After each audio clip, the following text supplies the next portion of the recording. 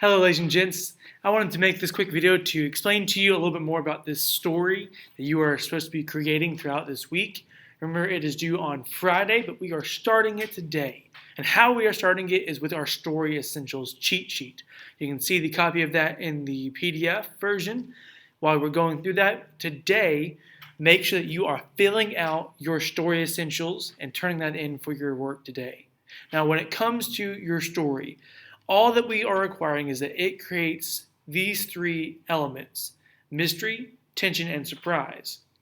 When we've done this and we've seen it in our detective stories that we've read throughout these past few weeks, if you want to create a detective story yourself, you're more than welcome to. Or if you'd like to make it thematic with this Halloween season, you can also do a horror story as well.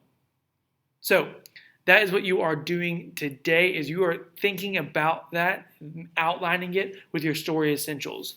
2 to 3 sentences on what setting do you want your story to take place in. 2 more sentences on what characters. Do you have some characters that you want to put in the story? Do you already have a character names even? Conflict, 2 sentences on conflict. What do you want the problem to be in your story? Do you want there to be a haunting? Do you want it to be a murder? Do you want there to be whatever else? Next is going to be plot. What events do you think could happen in your story? And if you change these up, feel free to. We just want a rough outline so that we can see where your thoughts are. Theme is going to be a little bit shaky here in the theme. You do need to make sure you have some idea what your theme wants, what you want your theme to be. But if it's a little bit strange, you can't quite piece it together, that's okay. Make sure to look at your Story Essentials cheat sheet to make sure of your theme.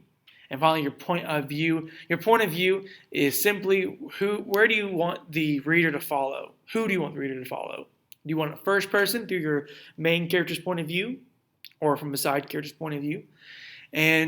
Or do you want it to be a third person behind a group of people's heads following them around the story, like a lot of movies are? So that's your decision. You're writing 2 to 3 sentences with each story element, story essential, and you're describing that to me so that I have some idea of what story you want to write.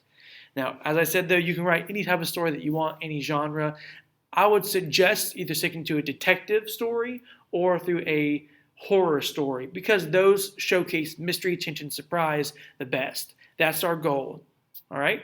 That's everything that I have. If you have any questions, please feel free to text me throughout this week. Remember, we want to try to get this done by Friday. Thanks.